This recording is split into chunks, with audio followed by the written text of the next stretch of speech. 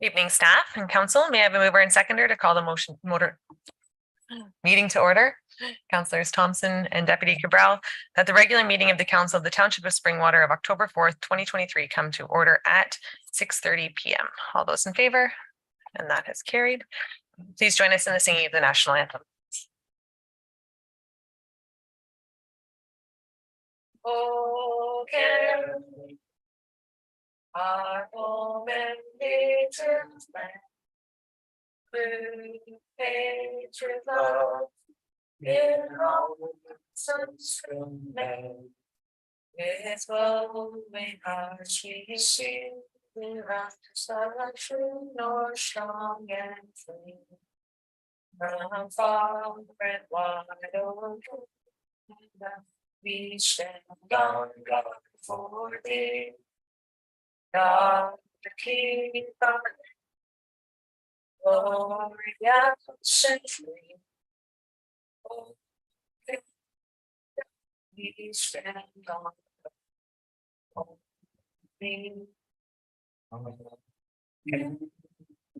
we stand on guard for.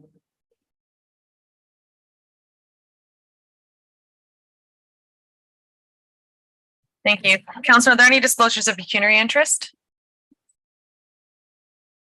And not seeing any. Deputations, presentations. We have none. Question period. Oh. I'll turn to the clerk to see if there are any members of the public registered for this evening. Thank you. There have been no registrations for this evening's meeting.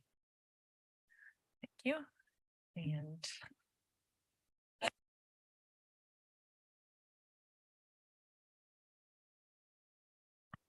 good evening. We're just actually at question period, so I didn't know if there was an opportunity. If you had questions for any members of council on the agenda, if you're here, perfect. Thank you. I just didn't want to pass by. May I have a mover and seconder to approve the minutes of council, please? I have Councillors Garwood and Deputy Cabral, that the minutes of council listed herein be approved and as presented. The minutes of the special meeting of council of September 13th, 2023. The minutes of the special meeting of council closed session of September 13th, 2023 at 3 p.m. The minutes of the special meeting of council of September 13th, 2023 at 4 p.m. The minutes of the special meeting of council closed session of September 13th, 2023 at 4 p.m. The minutes of the special meeting of council of September 20th, 2023. The minutes of the special meeting of council in closed session for September 20th, 2023. And the minutes of the regular meeting of council of September 20th, 2023. Council, are there any questions on any of these minutes? And not seeing any. All those in favor? And that has carried. And may I have a mover and seconder to receive the minutes from the boards and committees, please? Councillors Moore and Garwood, that the minutes of boards and committees and other organizations listed herein be received for information. The minutes of the Cultural and Heritage Advisory Committee meeting of June 29th, 2023, and the draft minutes of the NVCA Board of Directors meeting of September 22nd, 2023. Are there any questions on these minutes? And not seeing any. All those in favor? And that has carried. May I now have a deferred item? May I have a mover and seconder for the deferred item regarding the ditching on Floss Road 4?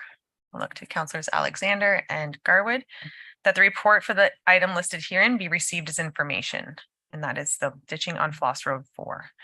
I will now open it up for questions or comments on the motion. And not seeing any. All those in favor? And that has carried. I will now call upon our Deputy Treasurer, Weslenko, to make a presentation regarding Service Springwater. Please join us.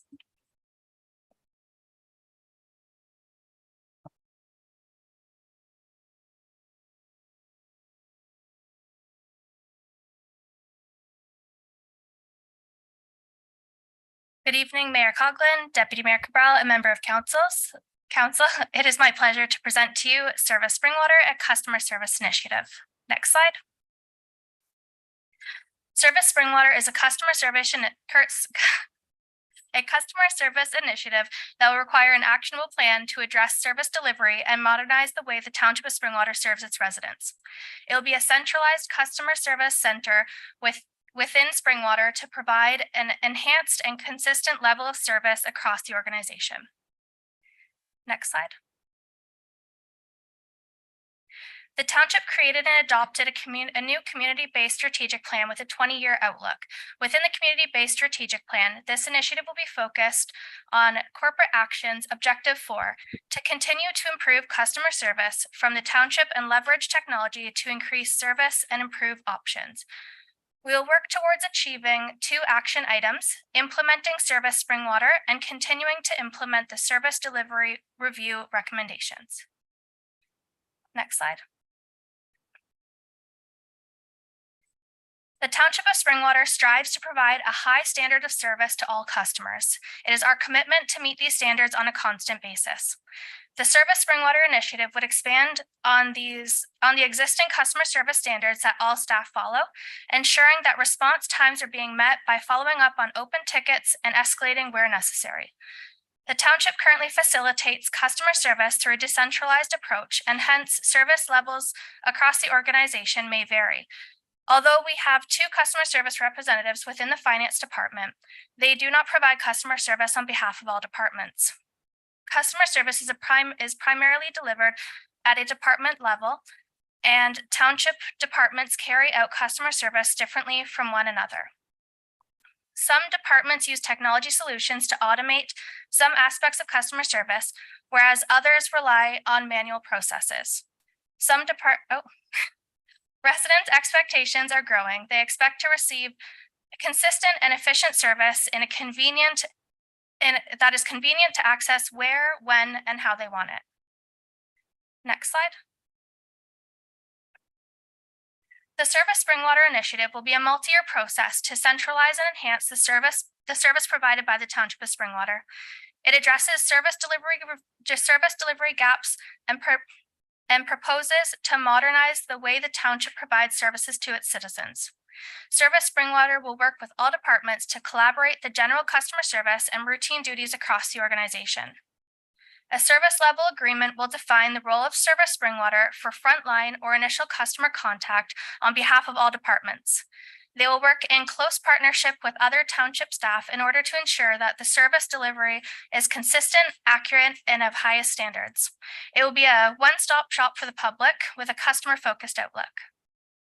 Next slide. Having a specialized and knowledgeable cross-trained team can ensure we provide a consistent level of customer service to meet the needs of our internal and external customers through multiple channels, including phone, email, web, mobile, and social media. 2 slides back.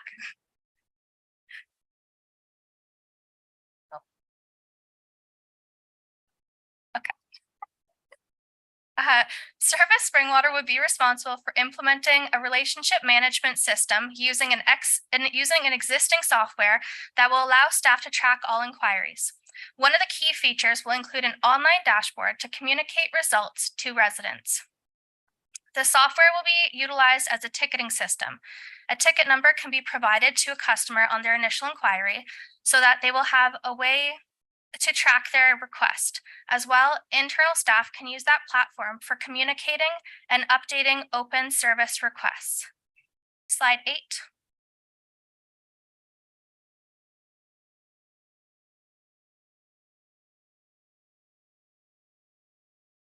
To conclude, Service Springwater will consolidate customer service across the organization. Moving forward with a modernized customer service strategy will improve services and provide staff with avenues to report results to council and residents, as well as the opportunity to find efficiencies and make any necessary improvements. In accordance with the community-based strategic plan, staff are proposing that council considers a supervisor position to be included as part of the 2024 budget deliberations. This position will develop and implement the Service Springwater strategy and review service standards for the organization.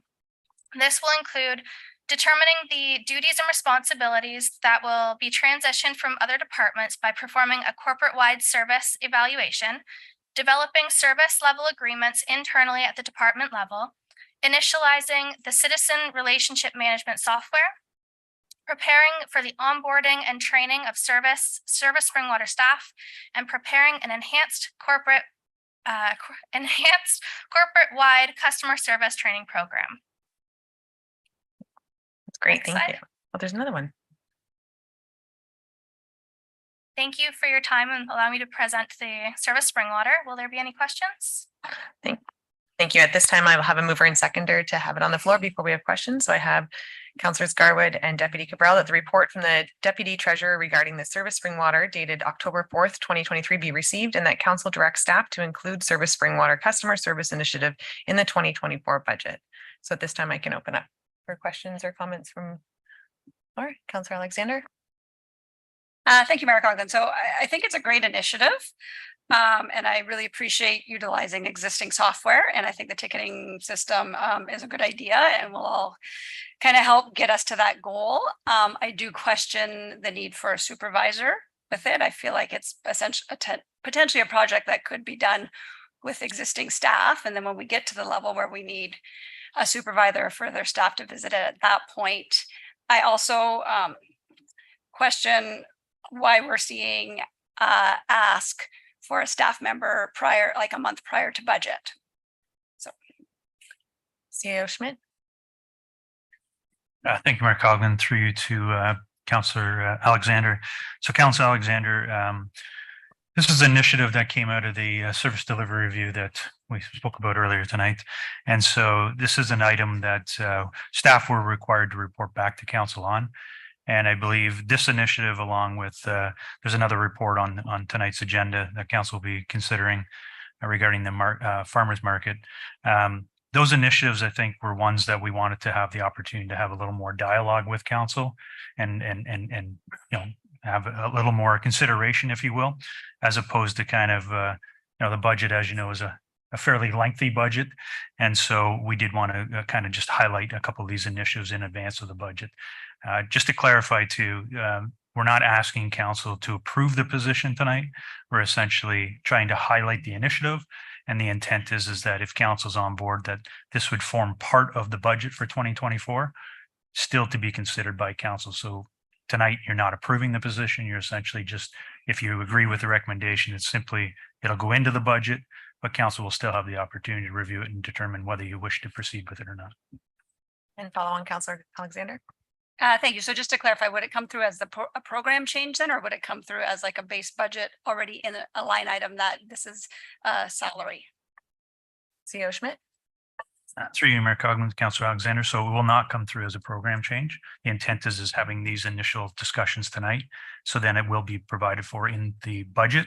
That said, when we present our base budget, so every department presents their budgets to council, there'll obviously be some variances that will be very clear. And we can then speak to those items as to what's causing some of those variances. So hopefully that clarifies the question. Yep. I'm going to go to Councilor Moore and then Garwood. Thank you, Mayor Coughlin.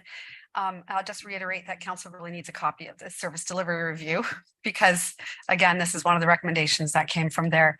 If I'm remembering correctly, during that time, was it Sudbury that had the dashboard when you went online? It was the city of Sudbury. I wonder if we could take a look at that so council knows what that looks like when somebody signs into the website for the township and what they see. Are you able to do that?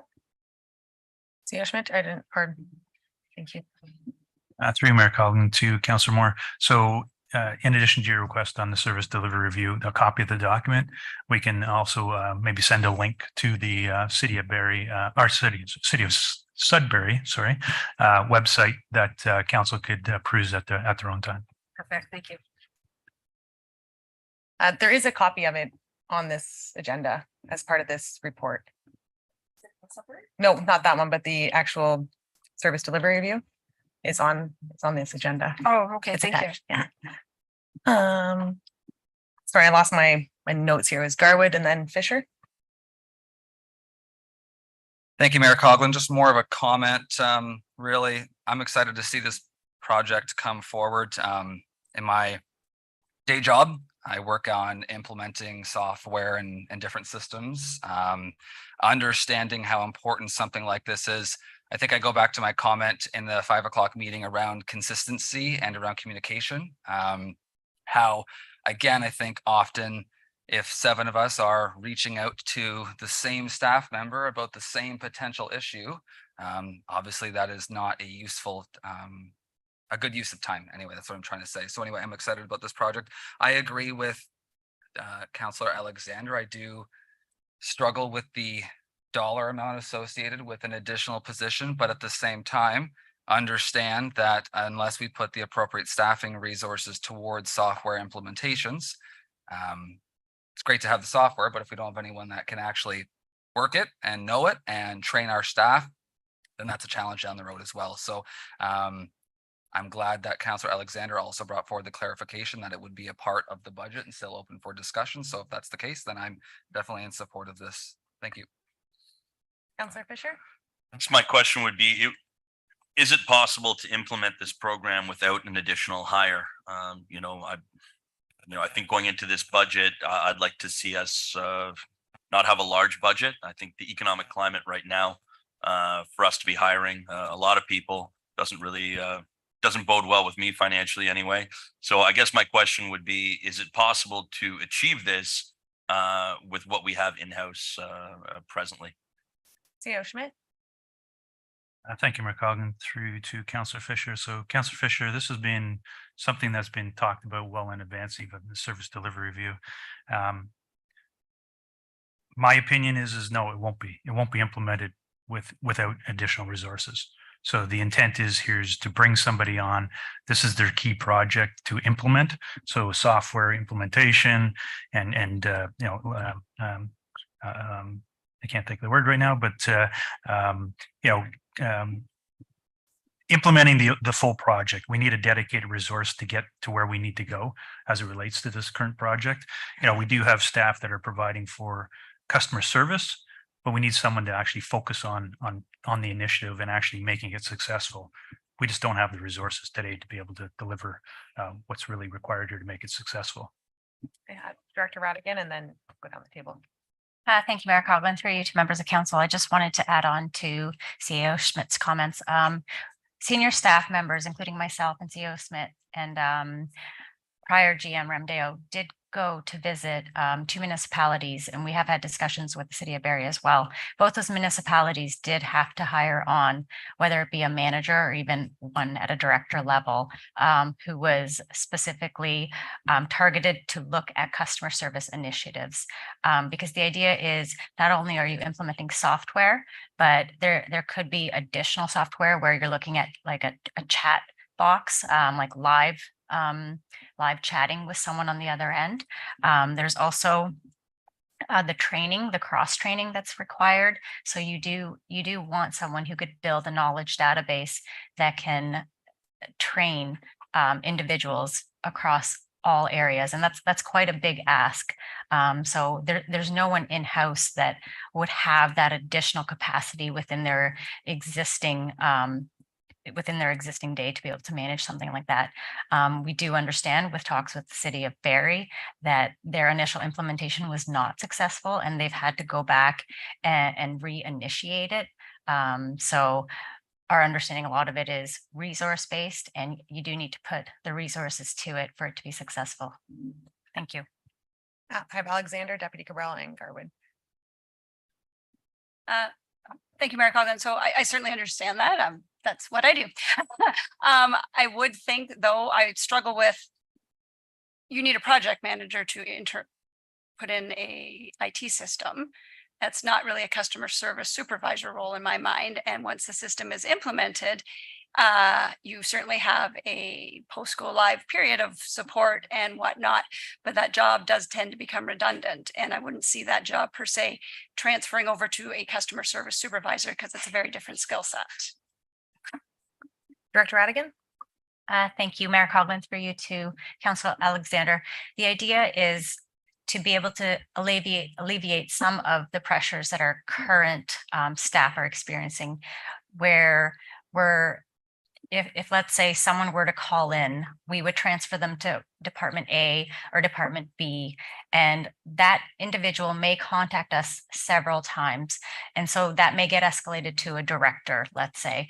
The idea is to alleviate some of the pressures that our directors are facing with even customer service. We're so involved. And so to have a supervisor position the goal would be to have that request stop there. And that hopefully would be resolved before it would even have to go to a director or a manager within that department. So it would free up departments to actually do the work that needs to get done rather than be bogged down with a lot of the customer service piece that we're dealing with right now. Deputy Cabral? Thank you, Mayor Coughlin. I know that the service delivery review gets talked about a lot, and I know I had an email go out and I got responses from Director Radigan as well as Ms. I apologize, Wozlenko. And something that I've talked about in the past is an actually service delivery standard. And if this was to go forward, my expectation would be that that service delivery standard would actually exist. It does two things. It provides staff with a level of expectation on what their performance should be. And it also assures the residents and the public that there is a standard they can expect is going to be met. And it's good to have something like that actually in place, written and posted so that everybody understands, because it allows both sides of the equation to monitor and see whether or not that standard level is being attained.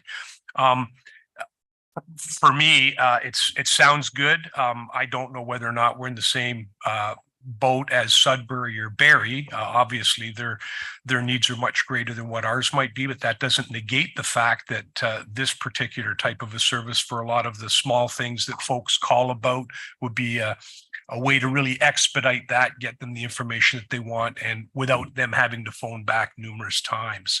I would be very interested, if this goes forward, to have more information as far as the logistical side is going to be, how it's going to be implemented, what the scope is anticipated to be involved with too, because quite often when we have a new program come forward, sounds really great up there, but there's no real way to say this is how that's going to materialize. So for me, that's a very important piece.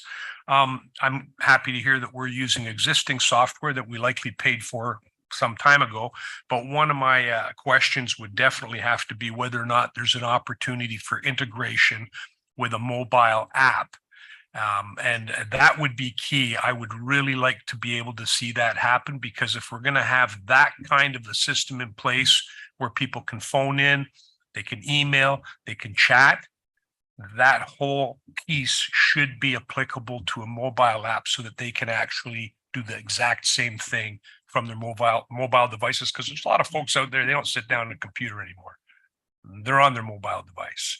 So I'd really like to see that come forward if there's an opportunity, because it certainly would make it easier for me to say, this is a great idea and let's put the resources into it.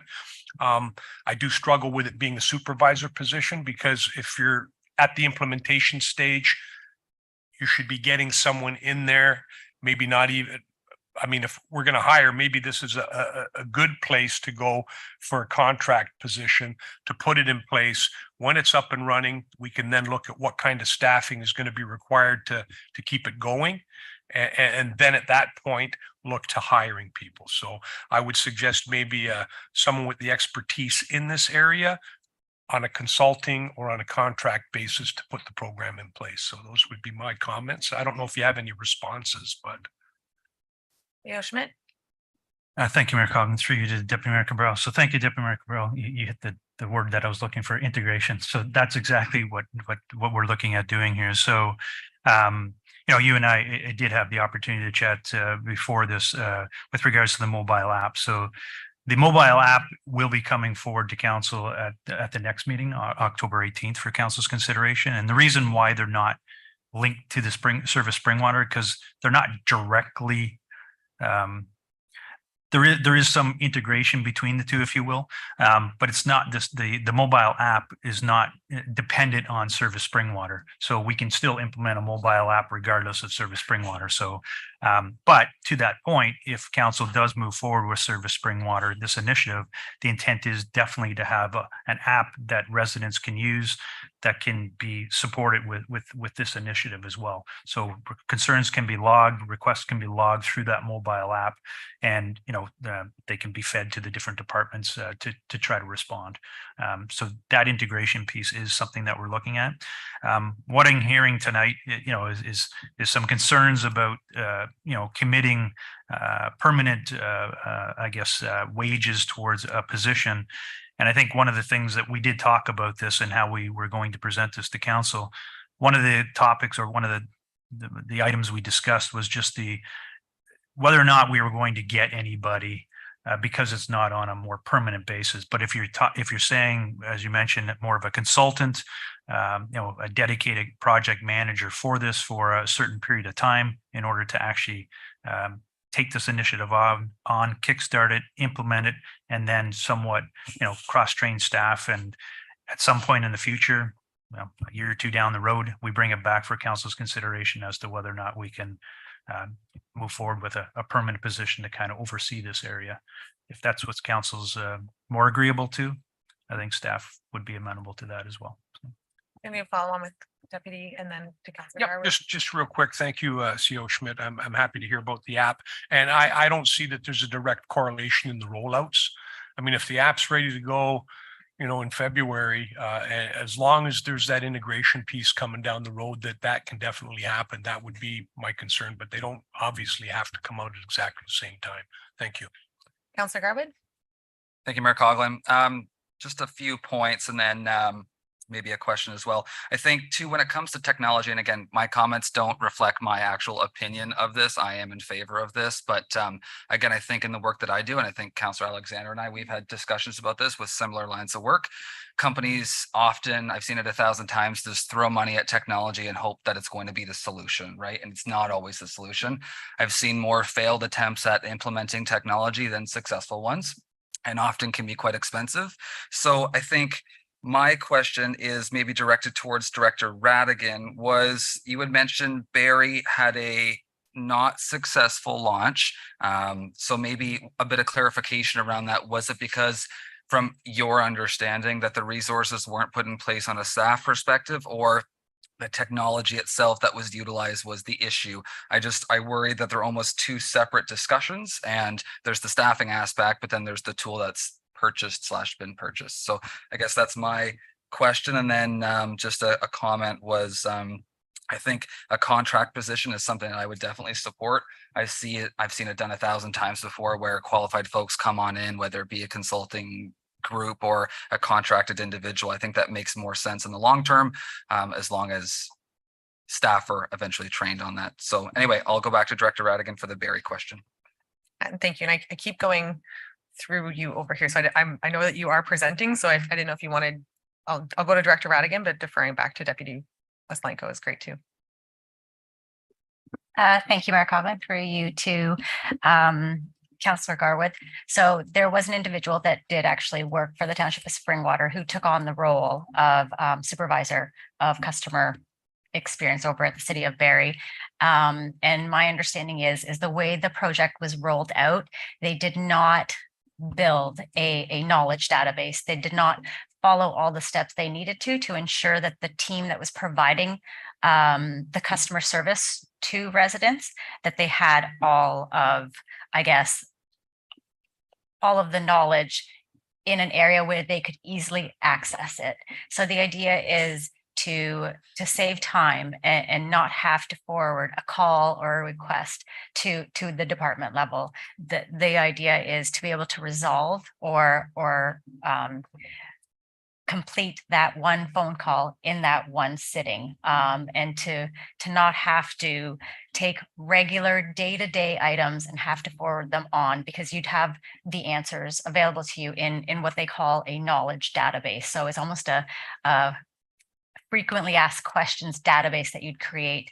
And in order to create that, you would sit down with each department head and go over what duties and what roles would move over with the customer service representatives. And based on that, you would create a database that would allow these individuals to learn how to respond to everyday questions that the department would face on a daily basis. So my understanding was that they did not roll it out in a manner to be able to make the team successful. Thank you. Can I have Councillor Fisher?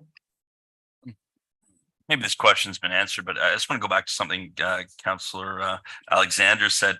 It seems to me, and correct me if I'm wrong, there's the implementation stage, which is almost like an IT role, right? They're installing it, and then it becomes a customer service manager thing. When I take a look at those two jobs, they're almost two different skill sets, two different personalities even. I mean, it'd be like somebody doing data entry, but then you expect them to do sales. You know, they're sort of different people from what, and again, maybe I'm misunderstanding this. So I sort of worry about a transition in there. And also to go back to this, I mean, if we were to go ahead with it, I would encourage you to go with the contract position. Because should it fail, and these things do happen, you know, we haven't acquired another employee. And final thing I'll say, you know, it is a considerable amount of money. So I personally, before we go down that road, I would like to see, you know, what the system looks like. I'd like to know that we had this knowledge base area where somebody could acquire it before we, you know, you had to put the cart before the horse, right? CEO Schmidt. Thank you, Mayor Coggan. Just a clarification on the software piece that we've been talking about. So the software has been purchased. We're already utilizing it as our work order management system and for asset management purposes. And in addition to that, we're using it for internal service requests. So essentially IT, for example, some staff may not like this answer, but essentially all IT requests now have to go through this system. If a staff member is seeking assistance on their computer, website, files, whatever the case may be, they have to log a service request so that we're logging all of that information. So from a staff perspective, we can track the level of activity that's happening within the IT department. We're also, I believe, doing it from a facilities perspective as well. We're starting to log service requests for, you know, needs in different facilities that we have. And also my understanding is that, you know, calls do come into the township, and whether it's Woslanko can also maybe speak to this from a customer service perspective, is that, you know, I believe some of those calls are also some of those inquiries are being logged in the system and then are being essentially disseminated out to the different departments for follow-up. So she can follow up on that. Thank you. The question I have, how many employees do we have currently in the corporation who are dedicated to customer service? Ms. Wislanko? Thank you, Mayor Coughlin. So currently at this time, we have 2 dedicated individuals. They are within the finance department, so they're about a half FTE per position. So 1 full-time FTE is dedicated to the overall customer service basis, whether it's just our general inquiries or any our main incoming phone line. There are other positions within other departments that do also provide general customer service to each of those departments. So. I appreciate the answer. And I think for myself, the reason I'm asking is the entire essence of our corporation is customer service. Every single thing we do within this building and all of our outbuildings is to provide service to our residents. So to me, I find this to be our most important. No offense to any of the other departments, but I think that centralizing this, I spoke many years ago about IKEA, how you go and you get a number and it triages you to the appropriate desk to go stand at. And it seems like a more efficient way of doing things. So I am very excited to see this move forward. And I'm very excited to see our app roll out and how this transpires. So it's something I definitely want to invest in because, as I said, we're in the customer service business. So there any, Deputy Cabral? Yeah, just, I guess I have some clarity on what you're proposing. And that's why I suggest that for the implementation stage, you need someone with a different set of skills, henceforth the contract position. Once it's in place and there's been some training, that's when I can see us moving to staff. You know, could be 6 months, could be a year down the road. But I also recognize the knowledge base. I mean, I'm sure we get calls here all the time. You know, what's the setback from property line, or, you know, how big a shed can I build in my backyard? Well, rather than pump that to the building department all the time, it would be great to have someone that could, as you say, bring it up on the thing and say, well, you know, your shed can be this big and it has to be this far away from the fence. So that's the kind of stuff that this is going to be very, very useful for. So I guess at some point, integrating and speaking with the department heads, you will get to the threshold questions where if it's not on the database, you better be shipping it forward to the people who actually can answer it appropriately then. So I think it's a good idea. I don't know how many resources would necessarily be required, because we're getting to an age now too, where this database might be able to, they got chat bots and all this other kind of stuff rolling out now, where if you type in the right question, it'll give you a pretty good answer. And I don't know if you use Chat GPT by Microsoft, but there's a lot of people writing essays with it right now, and it does a pretty good job. So very excited. Councillors Thompson and Fisher. Just a comment. Thank you for your presentation. What I really did like about it is your confidence that I'm using your words, that this will improve services. And I see this as a great need for our township, and could get behind a project like this. Thank you. Councillor Fisher.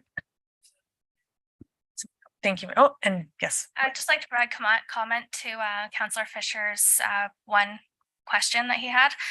So through you to Councillor Fisher, if that's Absolutely. Yes, thank you.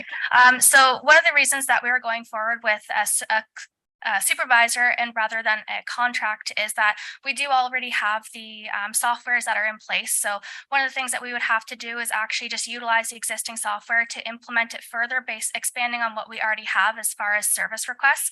We do have a service request software set up that all of the municipality actually has access to and will be utilizing.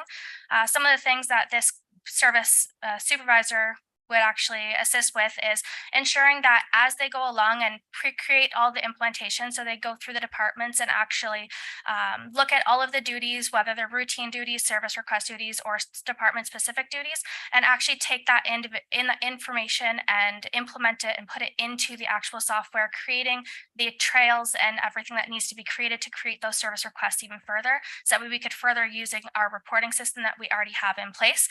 We do have a lot of that already set up based on our iOS department and our IT manager. As far as having a supervisor rather than a contractor, is that we'll have somebody that will be specialized and be able to retain and keep that knowledge within the organization. So I absolutely respect the comments of contractors. So there's nothing against that. It's just that we'll have somebody that can be dedicated to actually going through and getting the information with all the departments, gaining that knowledge, and not being a contractor that would walk away with that knowledge, being somebody that would be able to utilize that knowledge and be able to cross-train without having to be cross-trained additionally in regards to that. So between the implementation and the actual supervisor, we do feel that a supervisor, based on a lot of our roles that have IT implementation, we do feel that a supervisor would actually have the capabilities of implementing that software. Thank you for that. Councillor Fisher. So thank you, by the way. So what I'm hearing from you then is most of the implementation, we wouldn't need, I'll use the IT person. Essentially, the software is being utilized right now. The platform's already there. Right. So rather than have what you're saying is rather than have a contract person come in for that section and then leave, and a very fair point, the knowledge leaves with them. Essentially, we could move right into a supervisory role or into this position. So it's, I guess, in your words, then correct me if I'm wrong, it's not so much implementation is not a huge thing. It's really the supervisor customer service role. Okay, fair enough. Thank you. Yeah. I have Deputy Cabral and Councillor Garwood. Yeah, just to thank you, Mayor Coughlin. Just a comment to your point. I'm not suggesting that the position shouldn't happen, but what we're talking about here isn't like the intranet in-house. We're talking about reaching out to the public through social media, through different methods for them to gain access here. And I think that needs a specific set of technical skills. So that part, the framework part, I think would be something that could be contracted out. I don't see that as a skill set that we have in-house. However, once that framework has been put in place, you're absolutely right. There should be someone come in when it's ready to be implemented and start putting that knowledge base together. And that should be the person that's going to be overseeing it. But also as it's moving along, I think the technical aspect also to integrate it with the app, the mobile app, is not something that we have in-house. So I still think if we're going to be doing that piece of it, there's two different components in my opinion here. One is the framework and the logistical work to make it actually happen to the outside world, including through the app.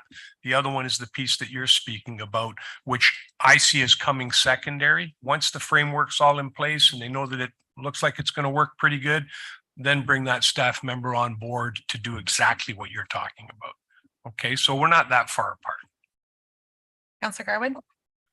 Thank you, Mayor Coughlin. And my final comment, to add on to Deputy Mayor Cabral, I wrote down on my paper and circled future needs. So again, doing this type of work every single day, I think about what's needed today, but what's also needed in the future once we're implemented. I do see implementation, regardless or not if we have the system or the software already. I do see that as an important step, a large step, regardless if it's technical in nature or training focused, etc. I see the desire, or at least maybe a potential option would be, bring in a contracted employee today, for example, implement, train, and then reassess. And if the desire at that point in time is, yes, there's absolutely a future need for a permanent full-time individual, then I think that should come back to this table and we have that future discussion at that time. But I see, again, we're talking a bit about continuity as well, right? We don't want that information walking out the front door. I completely agree. So maybe that again is an option where we're not committing ourselves to a full-time permanent person today, because we don't know what that future needs going to look like until a year down the road. So again, I think we're pretty close as well where we need to land, but thank you for your presentation. Yes, thank you very much. Oh, yes, Councillor Alexander. I do have one final comment, and it's not actually, I think this is a great initiative. I really do. And however we choose to implement it, and like all open for discussion. I am struggling with this coming on budget, not as a program change.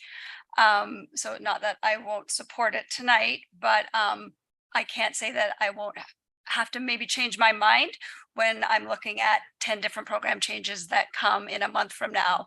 And we really have to evaluate what we can do and what we can't do, because we realistically probably can't do everything unless you come with very small asks, but that's not usually how it seems to work. So I just want to make people aware of that it will be open for potentially us changing our mind, whether it's a program change or a line item in the budget. Deputy Cabral. Thank you, Mayor Coughlin. On that point, I would actually respectfully request that it come in as a program change, not built into the base budget. It is something new, whether it's maybe even an option of a contract position or some dollars attached to it that we can look at.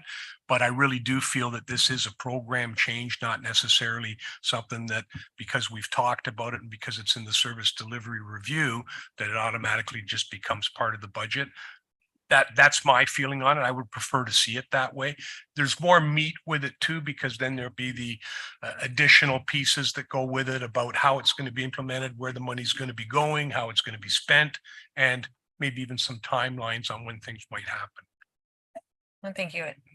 Clerk Ainsworth, or I guess that would change the direction of this. So it would just be as amended. If we could have a mover and seconder to have it appear as a program change then. So I have Councillor Alexander and seconded by Deputy Cabral. So at the second part where it says that council directs staff to include the Service Spring Water Customer Service Initiative within the 2024 budget, instead of within the 2024 budget as a program change in the 2024 budget. So that would just be as submitted. So all in favor of the amendment? And that has carried. And now we will go back to the main motion, council. So this is as a program change. I have it moved by Councillor Garwood, seconded by Deputy Coughlin. Deputy Coughlin. Wow, we're not even halfway through. DC, Deputy Cabral, that the report for the Deputy Treasurer regarding the Service Spring Water dated October 4th, 2023 be received, and that council directs staff to include the Service Spring Water Customer Service Initiative in the 2024 budget as a program change. All those in favor? And that has carried. Thank you very much for your presentation. Thank you.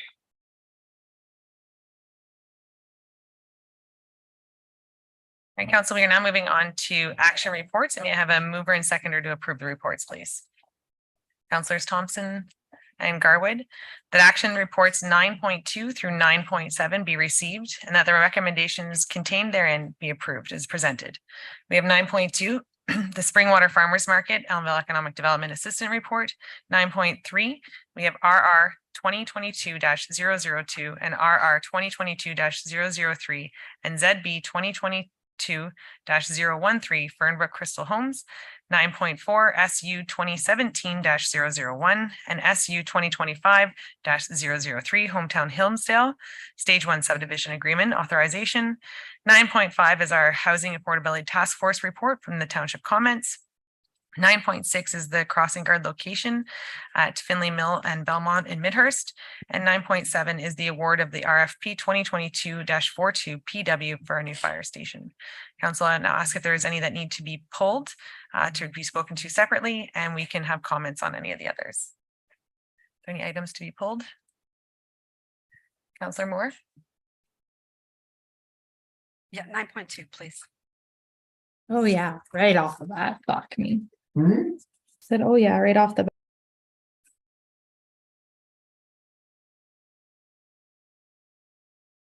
And we have 9.2 being pulled. Any other items to be pulled, council?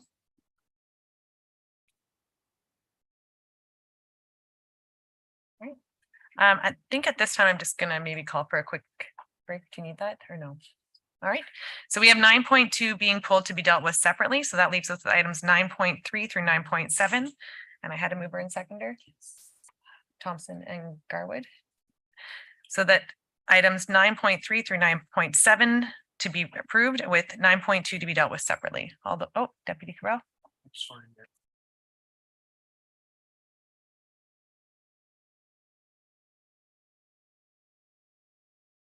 No, that's my fault there. So we will be pulling 9.2. So at this time, are there comments on any of the other reports? My apologies, council. Councillor Alexander. Thank you, Mayor Coughlin. I just wanted to comment on the Hometown Hillsdale reports. And please correct me if I misspeak at all. Director Spagnell, just because I know there's people in the audience as well as probably watching or will watch with respect to these developments. So just to kind of give an update, my understanding of what is happening is the developer has been working with the township to complete engineering submissions to warrant the execution of a stage 1 subdivision agreement. This is similar to what happened in Midhurst. The stage 1 allows them to initiate site preparation, which includes preloading, grading works, minimal tree clearing, and that is it.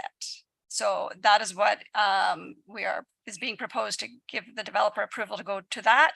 Further approval would be required for stage 2, which would be internal servicing and road construction.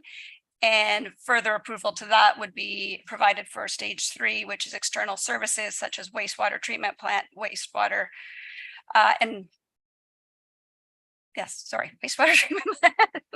plant. And so right now, we're just dealing with the stage 1. And on top of that, we have asked that the developer will be sending out communication to all Hillsdale residents prior to each stage of work to ensure the residents are kept informed. Thank you. Any further comment, Director Spagnell? I think you pretty much covered it all. That was impressive. But I will go to Director Spagnell, please. Thank you, Mayor Coughlin, through to the Councillor Alexander. Yeah, what was stated pretty much does cover everything. The only thing I'd like to add is that Councillor Alexander is correct in that this is a staged approach to the agreement process. It's much like the process that was established within the Midhurst developments. Also, what's being considered as part of this agenda is the endorsement for the approval of red line revisions associated with some changes that the developer was bringing forward to increase the unit yield for the subdivision, along with the zoning approvals. The idea behind the process is moving in concert is that there was previous approvals in place, and the preloading program that's being proposed in here allows the developer some time to start doing some site prep while the approvals before the tribunal catch up. So it's a tandem process, but Councillor Alexander did cover off the key points that communication is at the forefront from the township's perspective, and the expectation is that communications be provided by the developer at each stage of the works that are required to move forward.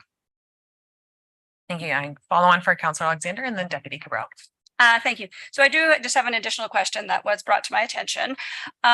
With respect to the construction vehicles coming into the community, whether or not it's the noise bylaw that comes into play. So does that mean that they are allowing construction from 7 a.m. to 9 p.m.? Or I would assume there would be additional restrictions around that. If you could please clarify. Director Spagno. Thank you, Mayor Coughlin, through you to Councilor Alexander. So the noise bylaw would come into effect where the timing for construction would be, I believe it's from 7 a.m. to 9 p.m. The access to the subdivision would be from Penetanguishene Road or Highway 93, and that requires a permit from the Ministry of Transportation. There will not be any construction traffic going through the neighborhood. It would all be directed from Penetanguishene Road.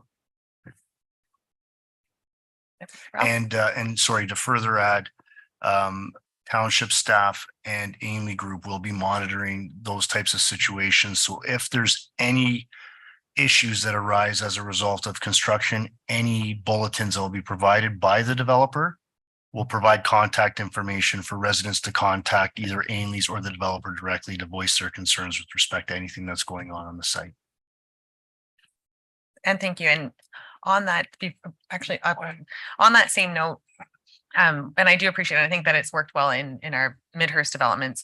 When the communication goes directly from a resident to, I'm going to call it a third party, we as council and staff are sometimes left out of that loop. So I don't know if there's an opportunity to ask the third party that when they are responding to residents that they do notify members of council, because I find we've experienced that in Elmvale for the last little while, not to bring it all back to Elmvale again, but I think that what we're hearing over and over again is that communication is key. And if we can all just be kept in the loop as to what residents are experiencing, and Director Spagno, I don't know if that could be a suggestion maybe. Mayor Coughlin, staff will definitely inform council of any issues that are arising, anything that has to be actioned as a result of resident complaints with respect to construction. So we'll be sure to keep council apprised. Thank you for that. Deputy Cabral. Thank you, Mayor Coughlin. I guess my concern was, and I think you might have covered it off, if all the truck traffic is going to be on 93. I might have thought, given where some of our gravel pits are located and where the aggregate might be coming from, that Mill Street might have been, or the old second might have been part of that. So they're defined to only on 93. The other question I had is there anything in place to monitor or mitigate dust? You know, with a lot of truck traffic going in and doing the earthworks, it's been awfully dry. I mean, it's not going to be the case going forward. Hopefully, we're going to get some rain, but in the meantime, if there is dust, how are they going to address that? Director Spagno. Thank you, Mayor Coughlin, through to Deputy Mayor Cabral. Typically, there's construction mitigation plans that are provided as part of the process. With respect to dust, there's usually water trucks that are provided on site to keep the dust down and during dry seasons.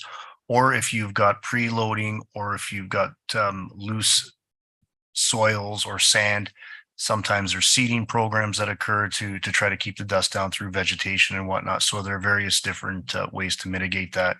Those mitigation plans will be in place again as part of the stage 1 agreement. So there will be a plan to mitigate that. Councillor Moore. Thank you, Mayor Coughlin. Through you to Councillor Alexander. I'm just going to sort of speak to what my experience has been like the last few years with Midhurst Village, and what I found that has worked the best, because we experienced all the same sorts of issues. You know, lots of truck traffic, lots of dust, lots of noise, weekend work, that kind of thing. And having a point person for yourself, for me, was the best. So I could call somebody directly. I had a link to a person or developer person that they assigned, and I could funnel my complaints directly, and they were so prompt at responding, and then I could have an immediate answer. So the communication direct with somebody that works for the developer, that seemed to mitigate most complaints right away. Thank you for that. Councillor Alex. For just a comment, this is going on a lot, so I thank you all because I myself just pulled it. Is direct to Director Spagno, is that something that I could get, is a direct link of communication? So I could alleviate some of the problems from staff as well, because people likely will reach out to me first as well. CEO Schmidt. Director Spagno. Thank you, Mayor Coughlin, through to Councilor Alexander. that contact information will be included as part of any bulletins and any notices that go out. And we will make sure that you definitely have that contact info from, for the point person for the developer. Thank you. And CEO Schmidt, currently we actually, with our developments happening in the south, we have monthly updates with them as we move forward. And I'm curious if that's maybe an opportunity for us with the developers here, for myself, Councillor Alexander, Deputy Cabral as well. I find that to be extremely beneficial, and even just having those face-to-face CEO Schmidt. That's for you, Mayor Coggan. You stole my thunder. Yes. I stole it from Cabral. He mumbled it and then I repeated it. That was the intent is once the development starts to roll a little bit quicker, now that the council is considering a stage one, we'll start to schedule more frequent meetings, and then those questions and concerns can be addressed through that avenue as well. Thank you. Any further questions on any other items? Councillor Garwood? Thank you, Mayor Colgan. Just on that note that CEO Schmidt brought forward, I think that might be beneficial to all members of council as well, understanding that we don't have development in every community as prominent, but also understanding that there pretty much is development in every single ward right now. So I know specifically with the concerns that we've had with developers in the past, I think these discussions would be useful. And I think that and thank you, Councillor Garwood, I think the intent to have them with 3 members of public or 3 members of council is if we have a 4th member of all members, that becomes a meeting of council. So the updates are generally per ward, but any information that we get should be shared with all of council. All right, so I now have items 9.3 through 9.7. So to receive those and approved as presented. So 9.3 to 9.7. All those in favor? And that has carried, and we are now moving back to 9.2, where I will need a mover and seconder to have this dealt with separately. Councillor Garwood and Councillor Fisher. And and the motion is that the report from the planner and director of planning services regarding the Springwater Farmers Market Elmville Economic Development Assistant dated October 4th, 2023 be received, and that the Springwater Farmers Market Elmville be continued in 2024, and staff initiate preparations for next year's season, and that council support the economic development assistant position as a full-time permanent year-round position, and that the position be included in the township's 2024 budget for consideration. And at this time, I will open to the floor, and Councillor Alexander, it was Councillor Moore. Thank you, Mayor Coghlan. So first, I just want to start by saying I felt that the farmers market this year was well promoted. I really think that there was a concerted effort to promote the market. It was out on social media, it was in print. I've never seen such a concerted effort to make people aware of the Elmville Farmers Market. So I'll say congratulations on that. But I have to say, in the questionnaire, I was hoping for more detail and information or data coming back. So I was looking for customer surveys, not just vendor surveys. I was really hoping to see numbers of customers, how many people attended, not necessarily what they purchased, but I wanted to know sort of what they found, that they liked the most. So those types of responses I was looking for. The vendors, the survey results were okay. There was only 7 vendors. I know in the report it mentioned that you had up to 15 vendors here and there, but not consistently. And but only 7 responses in the survey. And even within the survey results, there was those vendors admitting that the market was slower, less a busy market than compared to others in the area. They didn't make as much money at our market, etc. I was not in favor of this position coming forward, and I think it's an expensive position. And I looked at all the areas around City of Barrie, Oro, Wasaga, Innisfil, even the online farmers market, farm to door, and none of which are funded by the city or municipality. So I can't support this going forward. I can't support it going to the budget. So I would even propose an amendment that this get removed from the budget entirely. And thank you. And just on that note, for direction for the conversation, proposing that it not go forward would actually change the direction. So it would just be voting against it. So if it's defeated, then that would be essentially that. Moving on, I have Councillor Garwood and Thompson.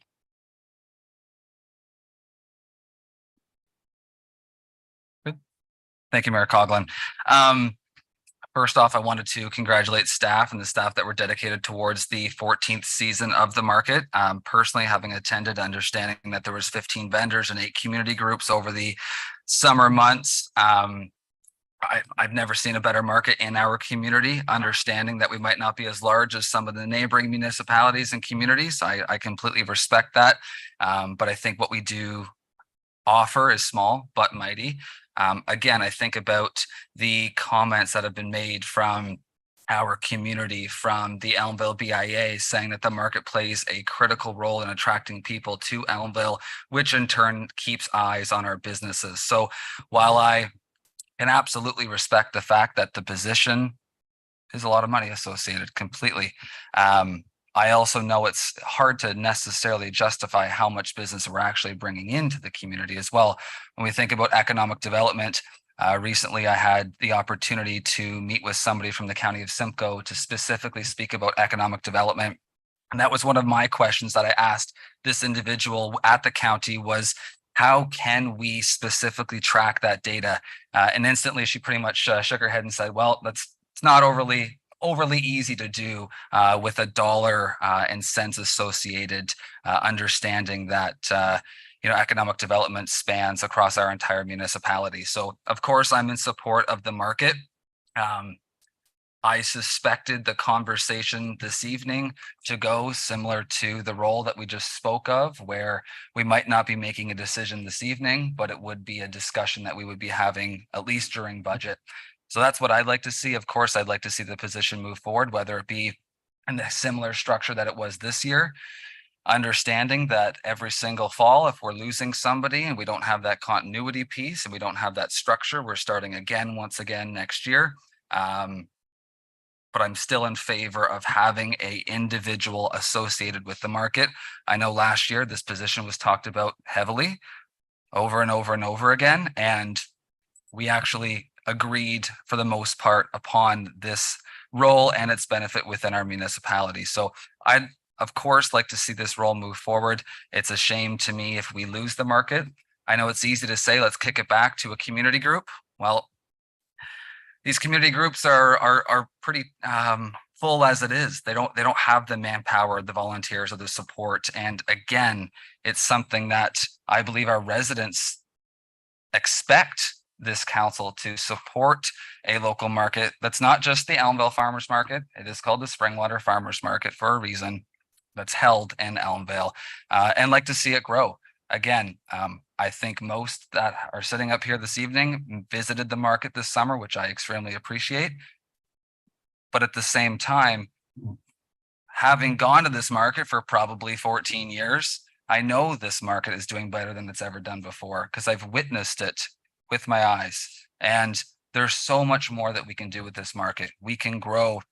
And also, this position is not just focused on the Elmville Farmers Market. It's also an economic development assistant. I believe I have that title correct. If I don't, please correct me. So there are other benefits across this municipality and all of our wards that I see as beneficial, whether it be a position that was a similar structure as it was this year, which was, I believe, a 6 or 7 month role, or it is a permanent position forward. I am not set on one or the other. I am just set on the fact that I believe this council needs to 100% support our market.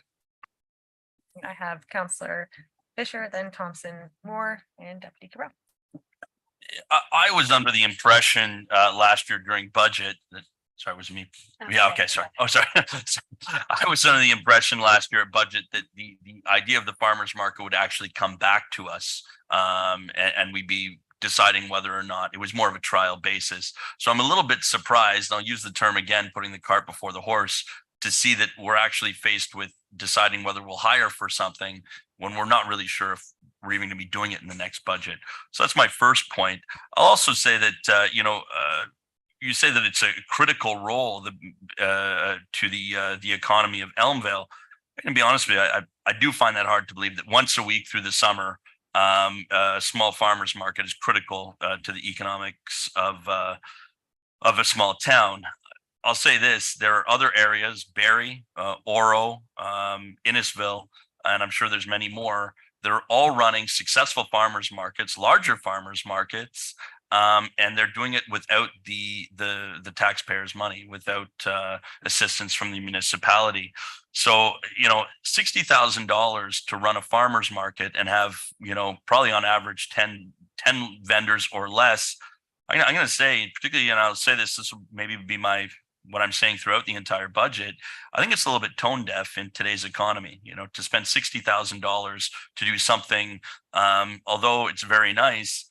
I think we need to frankly run a budget of some level of austerity this year. And I'm sorry, I can't support an extra $60,000 to have, you know, once a week, a person run this farmer's market. And in terms of an economic development assistant, frankly, once again, I see an economic development person and somebody who runs a farmer's market, two different skill sets, two different sort of levels of individual. I doubt very much we'd have somebody who runs a farmer's market on a Friday going out to meet with large businesses to come into Springwater. So, you know, I've unloaded there. I can't support spending this sort of money in our next budget for this position. And before I go over to Councillor Thompson, I do want to go to Director Spagno, please. Thank you, Mayor Coughlin. So just 2 points of clarification first. The report, the way that it's drafted, really looks at obtaining council's endorsement to move forward with the market, a Springwater-led market. The second component of this is the staffing that's needed to run the market, which is why the economic development assistant farmers market management position or manager position is being proposed. What has been happening over the last bunch of years is that there has been a continuous push for providing for a robust economic development program. This is identified within the 20-year community strategic plan. There are positions and there's resources that are needed in order to make that program more robust. This position is an assistant position to a lot of the initiatives that are identified within the economic development strategy. It's an assistant position that is intended to aid in the management or manage the farmers market. It's also assistance position that is intended to aid in other functions, such as the agricultural forum that we have conducted in previous years, the business breakfast that we've conducted in previous years for networking purposes to get for the farmers, for the agricultural forum, to bring the farmers into the same room to take a look at various funding options, various opportunities to make their operations more sustainable. The business breakfasts are also meant to be a networking opportunity for businesses within the township to bring businesses together to see what services are there. There's also a component of this position that looks to enhance some community events, such as the Maple Syrup Festival, such as the Fall Fair, such as Autumn Fest. So this isn't a position that is intended to be a position where they're outreaching to manufacturers to draw manufacturers. That's a position that's going to be coming forward in a program change when we're getting into the economic development officer discussion and whatnot, but that's for future discussion. This is an economic development assistant farmers market manager. And in order for the farmers market to move forward, resources are required to manage the market so that we have enhancements like we've seen in this past year. For example, Canada Day celebration. There's been activities that have been brought to the market to try to bring people coming through into the community to stop. The market's been utilized to bring community members together. For example, school children have attended the market. There's been local artists, there's been a musician that attended the market to provide entertainment, which also represents a community function to draw the community together. So the market on its face isn't necessarily intended to focus on bringing more business and drawing dollars. It's a community event to bring the community together, but also to brand Springwater, to brand Elmville, and to basically provide for that opportunity from an event standpoint in the municipality. So I think from my standpoint, looking at economic development, and I really do look at this from a community strategic perspective, these positions that are coming forward for economic development are key strategic positions that are needed to provide for that more robust economic development program. And I agree, there's the times that we're looking at, we do need to be sensitive about the budget. But I also think that from an economic development perspective, there needs to be more attention to bring more opportunity to Springwater, especially in times that we're dealing with right now. And those, I'll just leave my comments at those. Thank you, Director Spagnell. I have Councillor Thompson. Thank you through the chair to CEO Smith. So I was a frequent attender of the market. I can give a customer review. It was amazing and loved the produce, and I wasn't able to attend every week, but was there on most weeks. I compliment staff on the hire. I think Aaron did an amazing job. And just a question that I have, because cost has been an issue here for this council. So there was $60,000 budgeted towards this position. I understand that staff was able to come in well under budget. Can you give a figure as to what the actual cost was? CEO Schmidt. Thank you, Mayor Coughlin, through you to Councillor Thompson. So Councillor Thompson, the budget that was actually approved, I believe, was around just over $33,000 based on the conversation that council had during last year's discussion. The actual, that's something that we'd have to get back to you.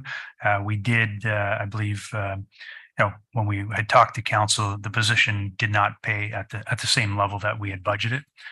So definitely, we did not spend $33,000 on the position, but we can follow up and provide that information to council. And I have Councillor Moore. Thank you, Mayor Coughlin. So first I'll say that I wholeheartedly believe that we need some economic development direction. And I would have really preferred to see that come as a separate position for a program change, not including the farmers market. So should you present that, then that might be a different conversation. But to include the farmers market just makes it a no for me. Okay. Thank you. I have quite the list here. So I do have Deputy Cabral, Garwood, Fisher, Alexander. Okay, thank you. I think one of the key things I heard here was 14 years of Springwater or Elmville Farmers Market. It wasn't something that township initiated. It was something that came from the community, and it was in effect running on its own for 13 years. And my understanding was that the whole idea was to put this farmers market back together in the hopes that it would become basically self-sufficient and self-managing. That obviously hasn't happened.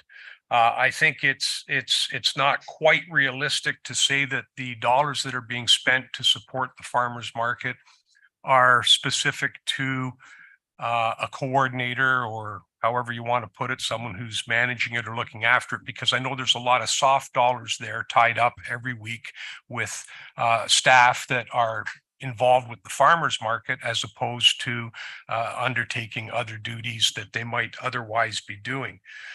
So it's the same as X number of dollars. Basically, we may as well give the vendors maybe $5,000 a piece, and they might have been quite satisfied with that. But to basically own the farmers market and pay for someone to look after it with taxpayer dollars, it didn't strike me as a reasonable thing to do back when it first came forward, and I did not support it then. I won't be supporting it now. And the whole idea was, I think, that it was to become self-sufficient. And when, all due respect to Director Spagnell, a lot of the things that he's already spoken about are things that have already taken place for years. And now all of a sudden we seem to require someone else to do that. For a position specific to Elmvale, I mean, to be quite frank, if there was a position like that, I think it should be made available to each and every ward, which maybe that would be along the lines of an economic development person. But to financially support a market that was very well promoted, and on reading the comments from some of the vendors. I cannot say, in all honesty, that it was an overwhelming success, even from their standpoint, although they did have a lot of really good comments to make about it. One that struck me was someone who'd been there for a number of years and said that, you know, they just didn't do as well as they had in the past. So, and as far as using an economic development officer for things like the Maple Syrup Festival and maybe other activities that already take place in Springwater Township, sometimes folks in the community are a little bit leery and wary of when somebody else starts to put their fingers in their pie. And I kind of can look back at when we were first discussing the digital sign that the Lions Club wanted to put up in Elmvale, and we had a bit of a struggle trying to meet their needs and meet township's needs at the same time. So I just don't think that it's always going to work the way maybe we anticipate it might. So unfortunately, I wouldn't be able to support it for those reasons. Yeah, Councilors Garwood, Fisher, and Alexander. Thank you, Mayor Coughlin. From sitting on quite a few of those local groups and committees, I think not speaking for them, but township partnership and support is very much welcomed. I think back to a couple things that I've written down here. So the first one is a critical role as to what Councillor Fisher had noted. I can't specifically remember if I used the word critical, but I welcome you to canvass Queen Street and speak to the businesses in our community and speak to the fact, because I have, and speak to those businesses that say, that market brings people to my bake shop.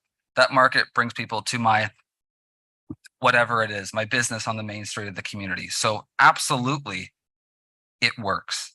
And the businesses and those discussions that we're having around the BIA table is 100% a direction from the business owners in our community. But I also think about the partnerships as well. The BIA, who has nothing to do with the market, often advertises the market. A lot of the advertisements that Councillor Moore had mentioned were BIA dollars being spent to advertise the market because the BIA and their businesses realize it's a benefit to their businesses. A lot of the advertisement, as also mentioned, is advertisements in the Springwater News that the Springwater News put on the front page the entire summer without anyone asking them to do so. So I do think, whether it be a critical role or not, it 100% is to those business owners. And I don't think it's our place to say that it isn't, because we don't know what their bottom line is. Second, yes, the market's been running for 14 years. Focus Elmvale started the market many years ago. I was never under the impression that the role last year was a interim basis, as some members have noted, but also, sure, economic development is across this municipality. The position we have right now is not for Elmvale. It is a position that is there to support every corner of the community. The Springwater Farmers Market Elmvale is a piece of that, absolutely. And that's why I have advocated, just as I would advocate if it supported Autumn Fest, just as I would advocate if it supported any other festival or community or event.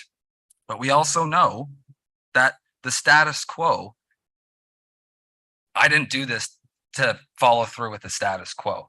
So while we might say that the Maple Syrup Festival and Autumn Fest and the Elmvale Fall Fair and all of these community events, as Director Spagnell has noted, exist and run smooth without the municipality's interaction and support, shouldn't we want to enhance those events? Shouldn't we want to partner with these groups that come to this table and ask for support? These groups that are funded partially by the CRA activities that we also fund and give dollars to. So I don't see this as any different. I'm absolutely amendable to it not being a permanent position, but it being a role similar to what we had this year. I see the benefit that happened. And I also see the fact that, yes, there absolutely is soft staff time, as was noted, when it comes to the market. But from what I saw this year was far less blue shirts running around the farmer's market because one blue shirt was there the entire time. And when I think about soft staff time, we have the fall fair coming up in 2 days. And well, there's a booth being manned for 2 full days by staff. So that is dollars. We have staff often at events in Midhurst. We have staff at events across our entire municipality. Last year at Autumn Fest, there was staff sitting there in a booth because I spoke to them. So it's no different than any other event in our community where we have staff resources associated to benefit, enhance, and grow these events to bring more tourism into our community and provide a service for our residents. So that's how I see this. Again, I am unapologetically supporting this 100%.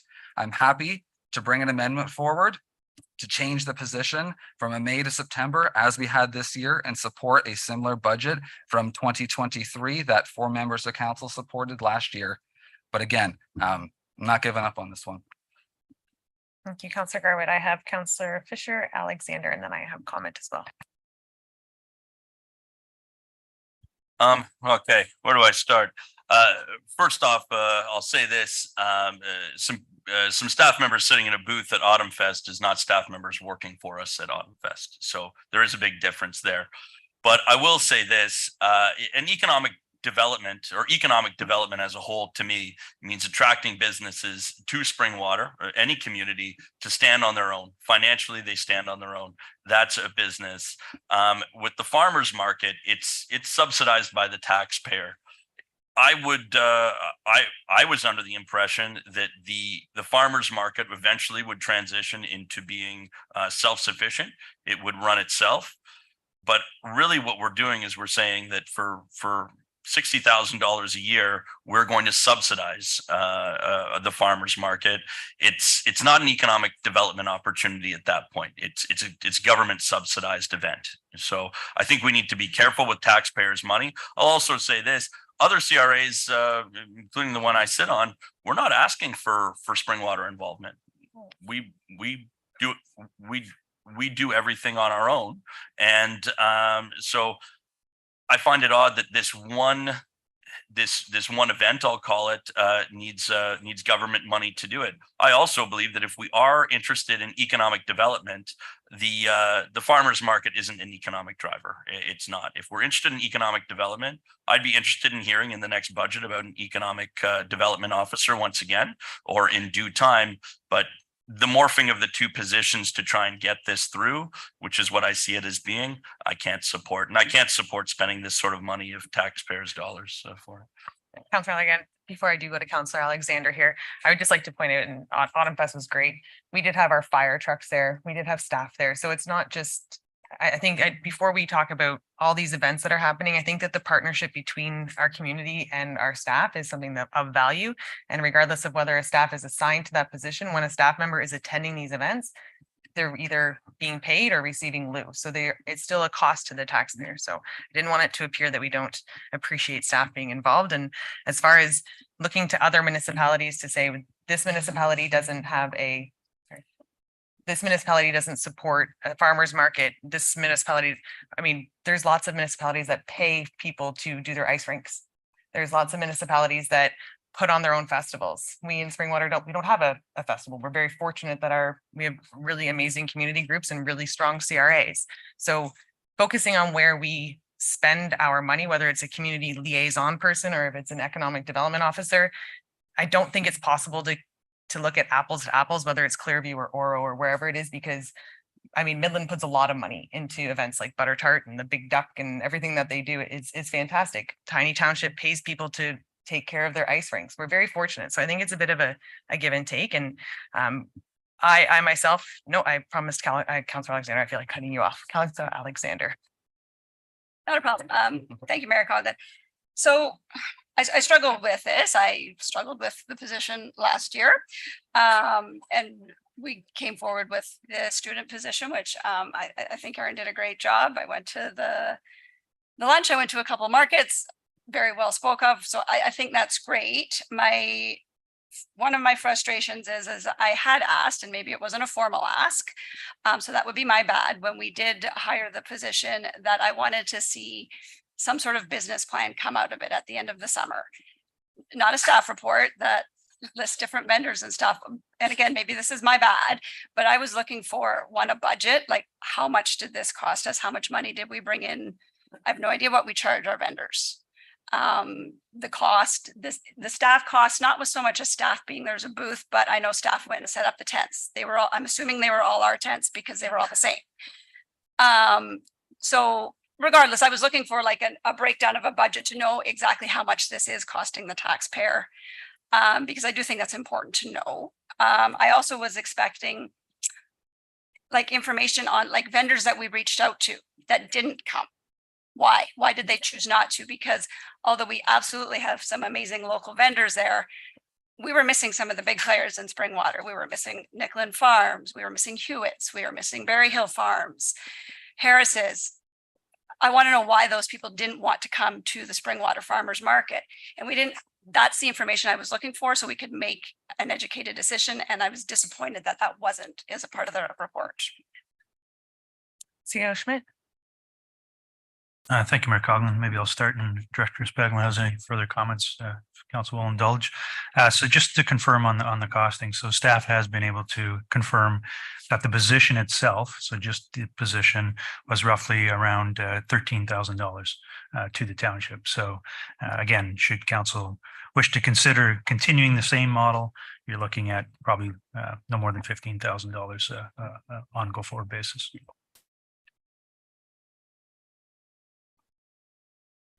Right, Council. I have a Councillor Garwood.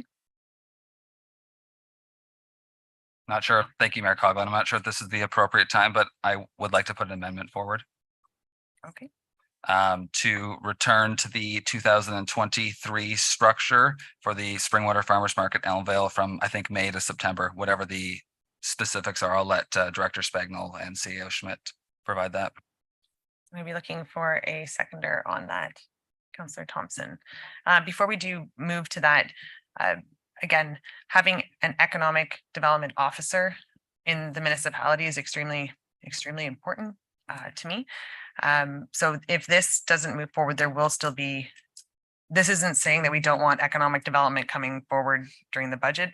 That's not what this is saying. Is that correct? It has nothing to do with those two positions. Okay, thank you. So I do have an amendment on the floor. Councillor Garwood. Thank you, Mayor Coughlin. And just to clarify, I'd like to include what CEO Schmidt had mentioned around an upwards budget of $15,000 for staffing.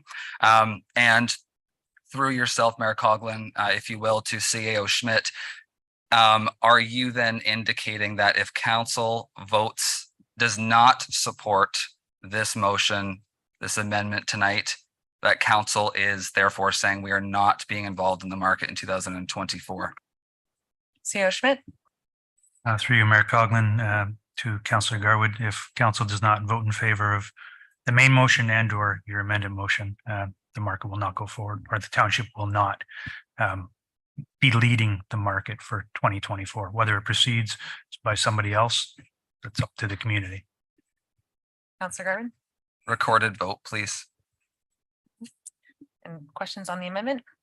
Yes, I think the amendment's a bit faulty. We don't know what the revenue is going to be from the market next year. So I would suggest that you just go with whatever it was last year. Councillor Garwood. Thank you, Mayor Coughlin. I'd like to ask the Deputy Mayor for clarification in regards to revenue. I'm speaking to $15,000 towards a staffing resource. As CEO Schmidt noted, that was roughly the cost of that individual for the market this year. Deputy Cabral. Through you, Mayor Coughlin, my understanding from what CAO Schmidt said is that is based on the amount of revenue that was generated by the market last year or not? CEO Schmidt. Thank you, Mayor Coughlin. Two members of council, just to clarify, so the $15,000 is the expense for the position, not revenue. So it's the net expense to the township. Seeing no other questions, the position that was created for this, was there any additional, I know that many of our staff wear many different hats. Were there any additional duties assigned to this position? Thank you, Mayor Coughlin. There were additional duties that transferred into the position. One of them was aiding and helping with the mayor's golf tournament, the Springwater Swing. Along with that, there was other more administrative type projects and whatnot, but for the most part, it was just for supplementing, assisting with events and those types of things that occurred within the municipality. Thank you. Right, and we have, I have Clerk Ainsworth, please.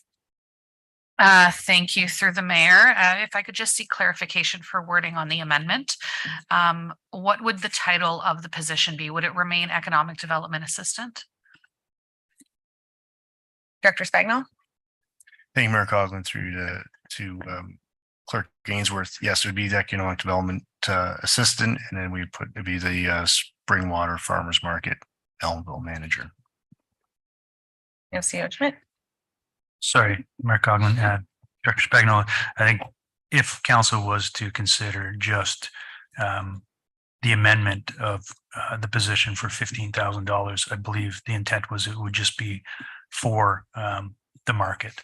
And some of those other maybe smaller initiatives you just mentioned that they completed this year, but not necessarily the economic development piece, if you will. Director Spagnol? Mayor Coughlin, really, I think we're in council's hands with respect to this. I mean, it's for the Springwater Farmers Market. It's really up to council to decide whether or not that's council's wish. The reason for my question to members of council, the desk of this position is between the entrance and my office. And every time I walked by, there was, whether it was summer camps or the mayor's golf tournament or putting together swag bags for different events, this position, I think, is something that is the catalyst to it. I definitely value the position. Something that, I mean, it sounds like a lot of money when it's specifically to run a market.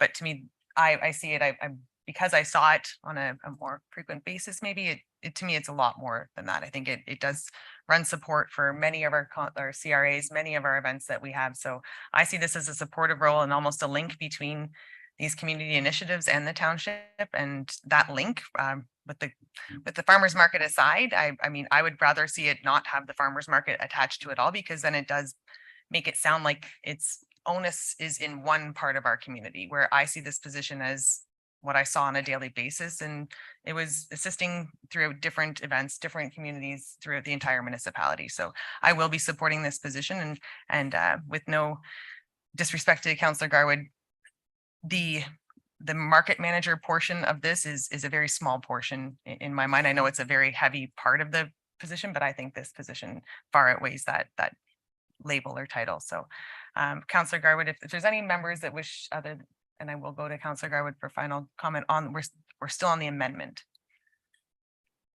And Councillor Garwood has called for a recorded vote on the amendment. So we'll move forward with that. Clerk Ainsworth? The title of that would need to come from the amendment put forward. Thank you, Mayor Coughlin. I see as we're pulling the same budget, I don't see a change in the existing position that was implemented this year. And again, I respect what you had mentioned in regards to it not being the only thing. And I said that from the outgo, right? I said that this position is encompassing from 5 to 1 and everything in between. Thank you. The existing Springwater Farmers Market.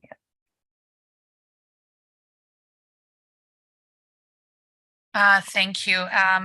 And just to clarify for council, this is a vote on the amendment. The amendment would read that the motion now before council be amended as follows, so that the third paragraph be amended to state that council support a manager Springwater Farmers Market Elmvale position as a temporary contract position, and that the position be included in the township's 24 budget for consideration with a budget of $15,000. Councillor Garwood? The existing position does have economic development assistant included in it. So I'd like that included in the amendment, please. Even just EDOs.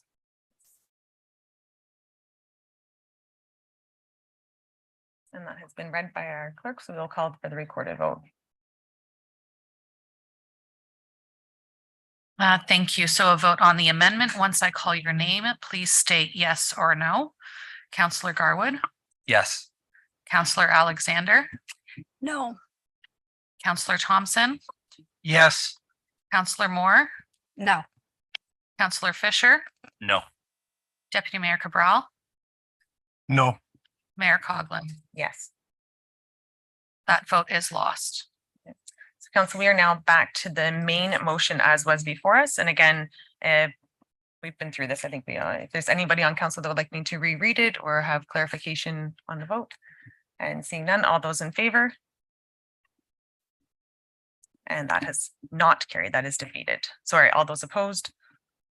And that has lost. Thank you. We're now moving on to, where's 10? There's 10. Now moving on to our information reports. May I have a mover and seconder to receive the information reports, please? Deputy Cabral and Councillor Moore, that the reports listed herein be received for information. Bylaw Service Monthly Activity Report, August 2023, and our 2023 Budget and Business Plan results as of June 30th, 2023. Sorry, Councillor Moore. Thank you. Could we speak to item number 2, please, or have that pulled? Oh, yes. If it's just, are you changing the direction? You know, let's just deal with them separately, then that's fine. So I have, we'll do with number 1. I have a mover and seconder, and it's for the Bylaw Service Monthly Activity Report. Council, if there's any questions on number 1? Seeing none, all in favor? And that has carried. And now I have number 2, moved by Councillor Moore, seconded by Councillor Fisher, and it is the 2023 Budget and Business Plan results as of June 30th, 2023. Councillor Moore. Thank you, Mayor Coughlin. As we chatted about earlier today, in discussion with CAO Schmidt, it was decided that if I wanted to speak to the Grenfell Hall capital project, that now was the time to speak to the 2023 capital highlights noted in this report. So I'm just going to take a moment to talk about the history and progression of the Grenfell Hall renovation, because I wanted council to understand sort of, how long I had been working at this, or how long it had been coming forward to council for some kind of approval or consideration. And I mentioned my predecessor. So before my 5 years, my predecessor had talked about the Grenfell Hall, and there was money in the capital budget for that renovation, or not necessarily renovation, but a decision to be made on what to do with the Grenfell Hall. And there was DC money as a line item in the capital budget sitting there for some time, I think. I don't even know how many years actually, but so when I brought that up, when I was first on council, it was, well, the money, the $400,000 was sitting there, but we weren't quite sure what the future of the Grenfell Hall would be at the time. And so then that conversation continued, and that was, again, then we were going to look at a facility assessment coordinator. I thought what she was called, an asset management coordinator, sorry. So we ended up getting the asset management coordinator, but then the decision was made to do facility assessments because she wasn't able to do all of that work. The scope of work became very large for a facility assessment study. That came back to council. We decided to do the facility assessment study. We applied for a $50,000 grant. That was awarded. We came back to council to include provisional sites because the original study was non-provisional sites. Site visits were done October 2021. And eventually, well, actually what happened was I had to have the Grenfell Hall moved as the priority project for that study. So that would be the number 1 project that they would take on. So that then came to council, and it outlined that the Grenfell Hall, this was maybe last August or January 21, actually. And it came back to council and noted that the Grenfell Hall was in, for the most part, fair to good condition. And that though, if we didn't do something very quickly it was going to be in poor condition. And of course, the gentleman who did the study was looking at structural items, mostly structural, not aesthetic. But it doesn't take, much when you drive by the Grenfell Hall to look like it is, horrible to look at. It looks like it's neglected. It looks dilapidated. Even if structurally, the trusses are not in bad shape or the electrical's not in bad shape, it's going to be very soon before it does need a lot of repair or worse. So last August, council resolution was to that all the works outlined in the report be completed for 2023. And so that then got dropped off the budget somehow. We had to have it reinstated in the 2023 budget. So it was put back on. And then that work was supposed to happen this year. It didn't happen. And here I am in October. I know the RFP went out early September, but now we're looking at results that have come in higher than what our budget was for. And I just want to back up a little bit too, to say that the money was not even coming from that $400,000. That was a line item for a very long time. The money that we asked for was coming from a land sale in Ward 4 that we received about $350,000 from a different developer. And so we took $80,000, which was a number recommended to me to ask for to have all the work done. And but now, I've come to find out that it's going to cost significantly more. And so I say this because I want residents to understand that the work that I am trying to do to have the Grenfell Hall looked at is been ongoing for a very long time. And I feel that it appears like nobody cares. And I want people to know that I do. And I have been working hard at trying to get something done. It does now seem like it's going to cost more money again, which will have to come in front of council for approval once again. But I am hoping and crossing my fingers that we do see some movement. And I know there are struggles in other areas, but when I read the report, Director Radigan, a lot of what your report speaks to is the delays in supplies or human resource challenges. And this has been going on for me for a very long time. So this is not, when I read your report, I thought maybe this year you're having struggles, but it doesn't speak to this slow moving scenario that I've been experiencing for a long time. So while I respect what you're saying, I don't think it's applicable to me and the capital project that I'm concerned about. So I wanted folks to know, and residents especially, that I have been working on it, but yeah. So, thank you. Thank you.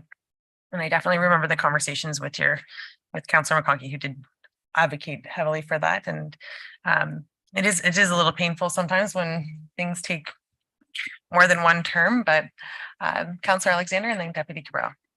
So Councillor Moore, I just want clarification. So I do remember we approved this in the budget. Are you saying that the RFP went out in September of this year? Yes, I am. So I had been asking repeatedly for the status of the RFP, and but I did come to find out, and it was, quite often I was met with no response. But then when I finally, I think pushed, then I did find out the RFP went out mid-September, early September.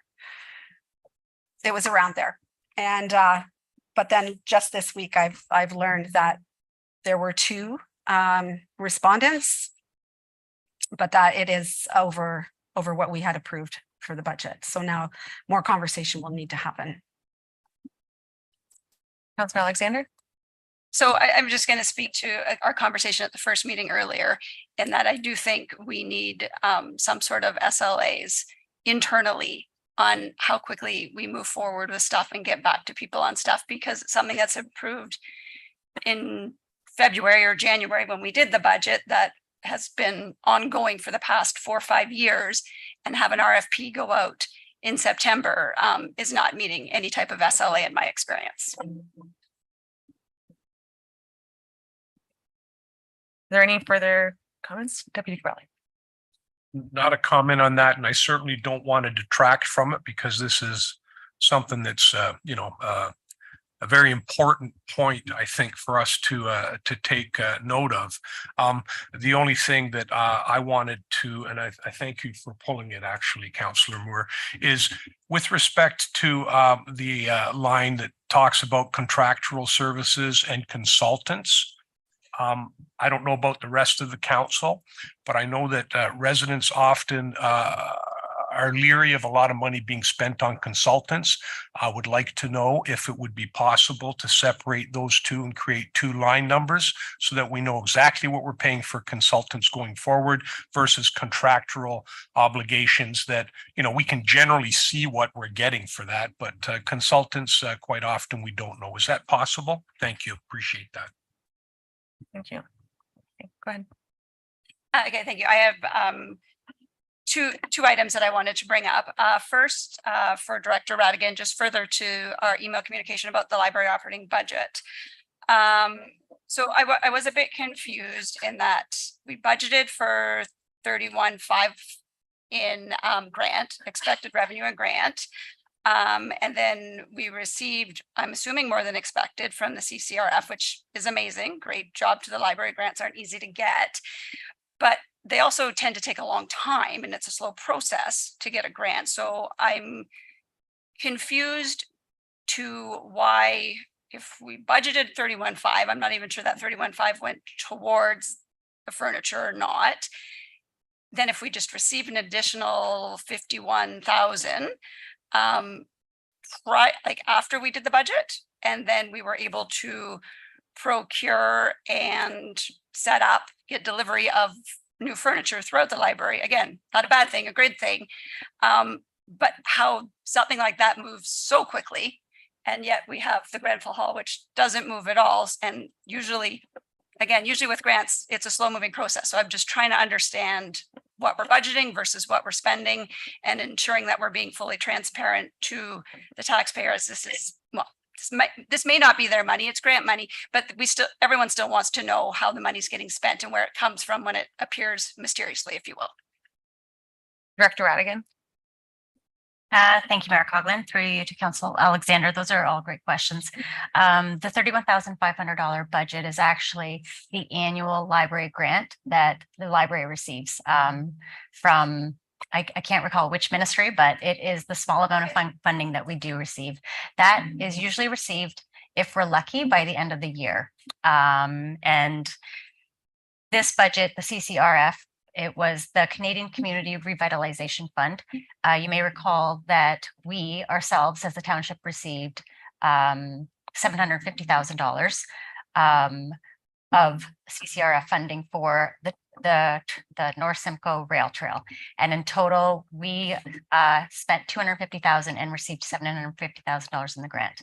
That came outside the budget because the majority of grants that are approved and received usually take place outside the budget cycle, unless they are consistent grant revenue, such as OMPF funding, OSIP funding, federal gas tax. Those are consistent revenue streams, whereas CCRF funding, there are one-time grants. The library doesn't necessarily always report to myself in terms of if they are applying or if they have received a grant. Sometimes we do see the money in our bank account as we do the reconciliations. So we do communicate with the library, and so based on that, understanding that they did receive the funding, we did receive a copy of the transfer payment agreement, and they were allowed to go ahead and utilize those funds towards purchasing accessible furniture and equipment, and that goes through as part of their board. They do operate as a board. They should follow our procurement policy, but at the same time, if the funds are under a certain dollar value, they don't necessarily have to go out for a request for a proposal. They could receive informal quotes, or they may be buying different types of furniture, which may not be from one vendor. And hence why they can proceed and purchase it a lot quicker. Something such as the Grenfell item that would be entirely based on departmental competing priorities. There are several requests for proposals, tenders that do go out on a regular basis. And we do have one person in procurement, and she does assist at the managers, directors in putting those out. But they do usually sit out on the market for minimum 3 weeks and sometimes longer if you do want to get a greater response. So there is a time delay in that aspect as well. I hope that helps clarify. Follow on, Councillor Alexander. Sorry, I'm just going to keep speaking. So I appreciate the breakdown. It does make sense. I would encourage us potentially, I know we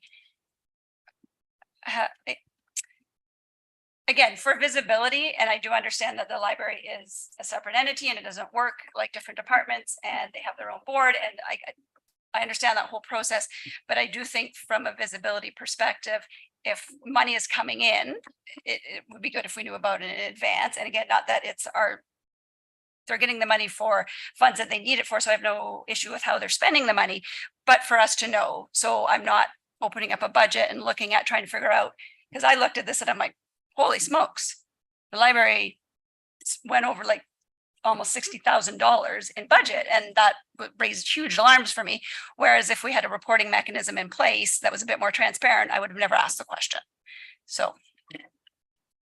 Director Radigan. Thank you, Mark Hoagland, through you to Councillor Alexander. I do hope to provide reporting that is transparent. From the township perspective, I do believe we do from a financial perspective. We do come to council with grants and we do request approval to apply for grants. From the library perspective, I do believe there was a deputation on the April 19th meeting of council, which was canceled, and there was a CCRF item on there. So I do believe they had full intentions of reporting that, but did not come back with a report. So that is something that I would request from the library board, but at the same time, I don't believe that their intent was not to provide that information. Councillor Alexander. New topic, but thank you for I appreciate the information. So I do also have a question for Manager Dean regarding the Parks and Rec Master Plan as well as the Trails Master Plan. Both were expected to come back to council anywhere from the June to September timeframe, depending on the plan. And upon looking at the report, we're now calling for 2024. That's anywhere from a 4 to 6 month delay, depending on which report we're looking at. And I'm wondering why, because that's a big delay. We're paying consulting dollars for this. So I don't know if the delay is on the consultant's part, which if it is, I think we should be pushing back on them because that's a pretty major delay, or if it is an internal issue. I'll go to CEO Schmidt, and if Manager Dean wants to come forward, that's fine too. Thank you, Mark Hoagland. I'll defer that to Manager Dean if she's in a position to provide that information. All the way up to the mic. Sure. Or any mic, or you can come sit right here, anywhere you want. Any microphone will do. Oh, sorry. Actually, if you could, just because we have to have you on camera. There we go. Sit in the big chair. Thank you, Mayor Coughlin, for yourself to Councillor Alexander. So in terms of the Parks and Rec Master Plan and the Trails Master Plan, the draft, so we've completed the first round of community engagement.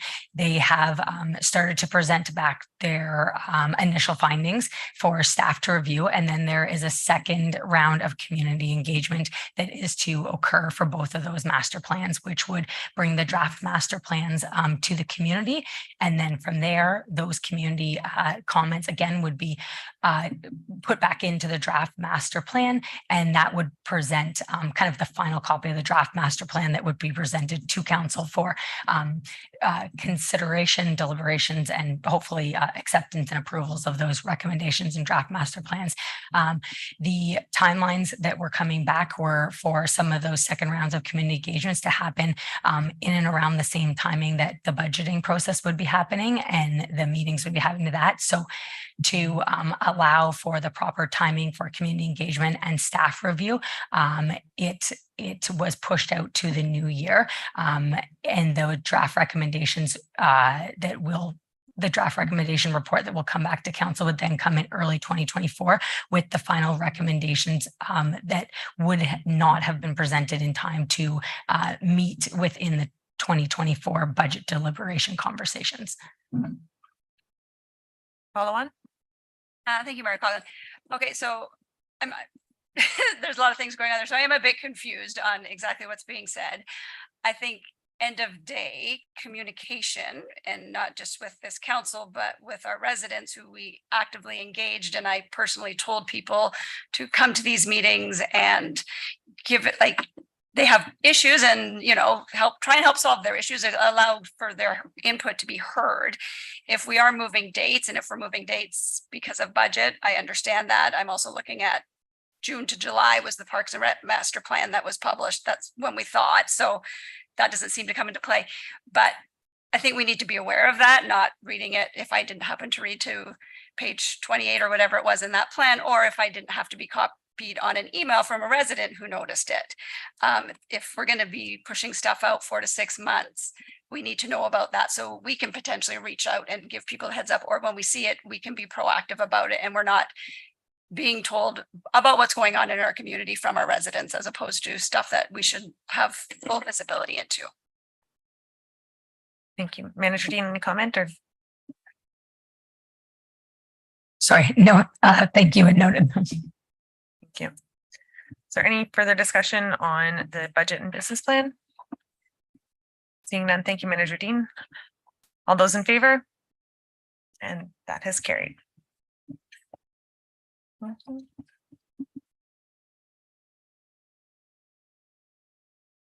CEO Schmidt, do we have a development update this evening? I do. Thank you, Mayor Coughlin. So to start off, neighborhood 1, which is the Carson Road and Midhurst Valley development. So home construction in phase 1, which is the mixed subdivision, continues with developers approaching about 125 closings in phase 1. And the commissioning of the interim wastewater treatment plant is scheduled now for November. Servicing in phase 1B, which is known as the Hickling lands, I guess base asphalt is complete. They are looking at starting their sales program likely in the spring or summer of 2024. The expansion of the water treatment plant is underway, and this will include a new reservoir and well, and is to be completed, or is anticipated to be completed in 2024. The Thompson lands, which is again within that area, topsoil stripping and earthworks is underway. And just the comment around the roundabout, which is the county's project on Wilson Drive and Carson and Seaton. My understanding and staff's understanding it's on schedule, and that Seaton and Carson will remain closed until October 9th. And then if we flip over to the other side, the east side of Midhurst, neighborhood 2, Midhurst Heights. So servicing continues in phase 1A and B, which is about 60% complete. And we do anticipate, staff are just working with their team, the development team, on scheduling a PIC, a Public Information Center, for later this fall to discuss their external works program and offer an opportunity for residents to come in and ask questions. So once that is scheduled, we will definitely be in touch with council to let you know what the date of that PIC is. So that concludes my update for this evening. Thank you, CEO Schmidt. And at this time, we'll move on to our municipal updates.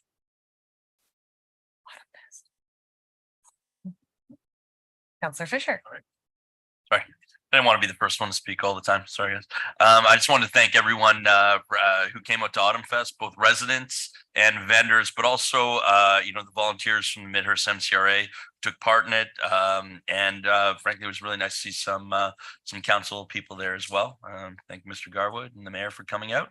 And I think it was a really big success this year. We had great weather, and hopefully it continues for next year.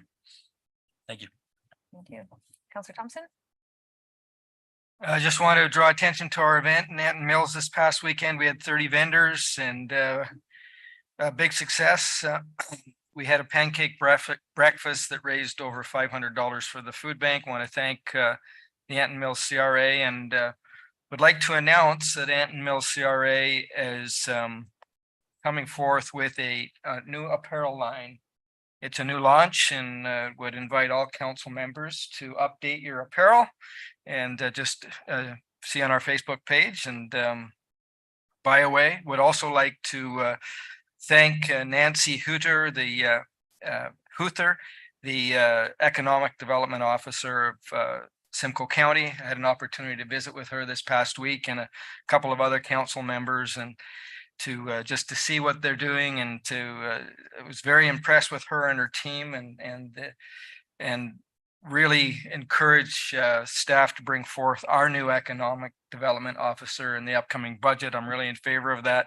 I was really impressed to see what's happening with the Lake Simcoe Regional Airport and how that's going to enhance our community, and the real opportunity that we have as we go forth with this new position. So thank you. Counselor Garwood? Thank you, Mayor Coughlin. Councillor Fisher and Councillor Thompson already mentioned it, but over the weekend, I brought the family out to the Midhurst Autumn Fest and the Anton Mills Artisan Craft Fair. So that was a lot of fun. So I wanted to congratulate both CRAs. Also the Birch Farms Flavors of Fall, which was a fun one. So I know that's close to your family, Mayor Coughlin. So that was a nice one as well to attend. I wanted to mention as well, Elmville Minor Hockey is having a banner raising program this October, which is really exciting. So as of October 16th, there's going to be EMHA banners streaming down Main Street, which is quite exciting. So, Mayor Coughlin? And it's actually on that note, I know that there's been a lot of initiative from Elmville Minor Hockey to get the storefronts in Elmville also to participate. And I would like to point out that we do, and I know I've spoke to staff about this already, there are some windows available potentially available at the health Services Center and health centers. So it's not technically our windows, but I think that as staff, as council, we might be able to come up with something to put in those windows that might help enhance the downtown hometown hockey. So I'm hopeful to support that. And thanks for adding that in there, Mayor Coughlin. And I also wanted to mention, as of October the 11th, the Elmville Maple Syrup Festival is starting planning for the 2024 festival. All are welcome. There's a call out for volunteers. So if anyone is interested, 7 p.m. in Elmville on the 11th, we'll see you there. And of course, I can't miss the Elmville Fall Fair. Our biggest festival in the community of Elmville is happening this weekend, October 6th and 7th. So enjoy the perfect weekend with fun for the entire family, including midways, parades, homecraft, baked goods, farm animals, and our ever popular tractor pull happening Friday evening and Saturday during the day. I know council will be participating in the parade on Saturday, which is fantastic. The folks are at the arena as we speak right now, getting everything set up and sorted. Was there last evening, and things are taking shape. So I wanted to thank township staff as well for being so wonderful in that partnership, and make sure you visit the Elmville Fall Fair this weekend. Councillor Alexander, we should have done like a 1, 2, 3 go rowdies on when he was finished. We missed that opportunity. All right. Any further updates from council? And seeing none at this time, we'll move on to notices of motion. Are there any notices of motion?